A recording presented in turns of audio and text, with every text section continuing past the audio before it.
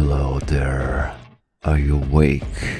Are you finally satisfied? Full, satiated? Are you for once feeling done? Then you are definitely not in the right place.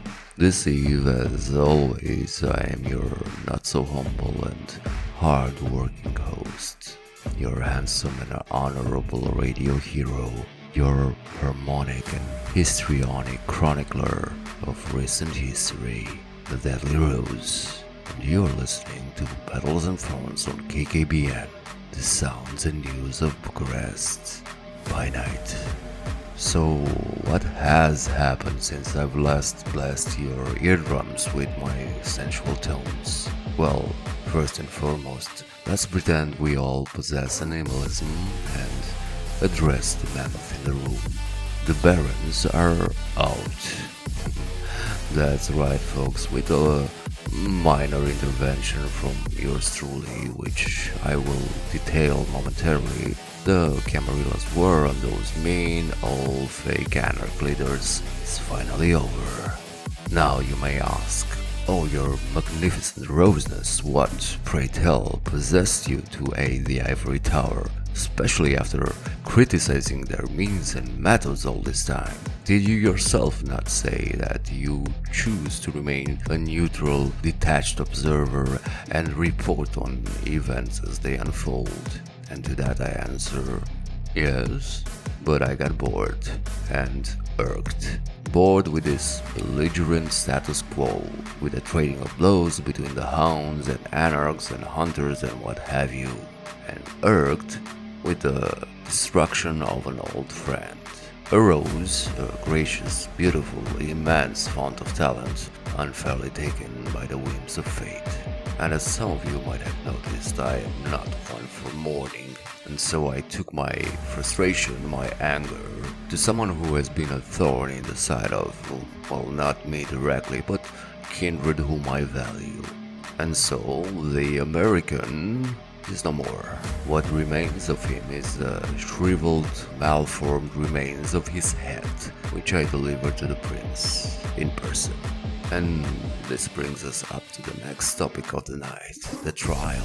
The event to which I have added, may I say, a glorious ending with my impromptu attendance. The gathering of kindred from all over the city, in which two of Sheriff Armand's deputies, surprisingly the Premier, Azhra and Viktor, were being judged over their recent impulsive actions and intent. Specifically, the young couple of warlocks have allegedly haphazardly invaded one of the havens of their own boss, where a certain prisoner of war, Miss Henrietta Giovanni, was being held in cold storage. And although Aman intended to trade her for another neonate premier, Miss Mika Rike, and the Malkavian primogen, Miss Amandine Sanchez, the two hounds thought it would be a better idea to lie to the Cami security team, convince the local kind to assist with the destruction of cameras while armed with a gun, taking a sip of said Giovanni's vitae, and leave the property without cleaning up their own mess. Mind you, all but the diablerie has indeed come to pass, but obviously the intent, in the eyes of the court, was almost as bad as the doing of the actual deed itself. On one side, and on a personal note, I applaud your spunk, young ones. Hell yeah. Cut loose, break the rules, stir up some shit. Give the sheriff a little scare, it might just pull him out of that ennui that he is more than likely drowning in right now. On the other hand, this is just as valid for any of you ambitious flashlings out there. Don't fucking do that. If there's one thing only a blind kindred wouldn't acknowledge is karma.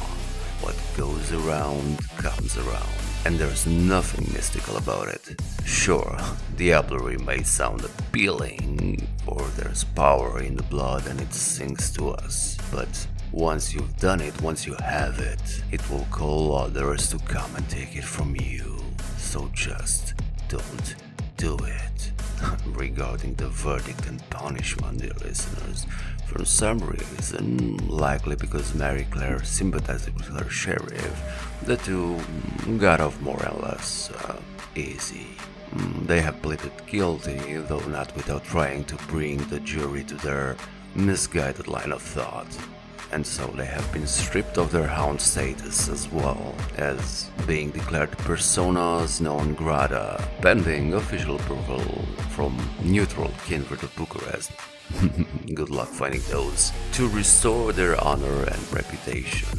Also, the Tremere clan as a whole publicly denounced them and have officially cut ties with the two. So it will be a hard road ahead, a steep climb back to being accepted into our fucked up society once again. Though probably with some exceptions. I still like you kiddos, yeah. Lastly, the Ravnos of Southside and Esme have passed their audit, it seems, and agreed to follow Camarilla law in exchange for a truce and a seat at the table. Hounds Bandits and Ellie, my absolute favorites, have done a pretty good job as diplomats and investigators while being guests in said clan's domain, improving relations and clearing some misunderstandings. Kudos to them. The other two hounds, Marius and Damien, with help from Big Mama Sam, almost took down the American by themselves a couple of nights ago. An impressive feat in itself, and one that I apologize you wouldn't get to finish. But, like I said, I had some rage of my own to unleash. As for the Hecata issue, it seems that everyone's returned to their sides. The board has been reset and an uneasy truce is standing, with Henrietta back in the bosom of her family, and Amandine and Mika being delivered back to the Ivory Tower. So all is well and good, dear listeners, or at least it appears to be so for now. We all know at this point that there is no lasting peace when you are one of us. But for the moment, let's party like it's 1499 and Da Vinci's on top of his game, based and bussin', as you kids say. Cause tomorrow, a new venue will open its doors up for us in Militar, and you definitely have to check that out. Obviously, no better time to say is savor the night, Bucharest. Savor the night.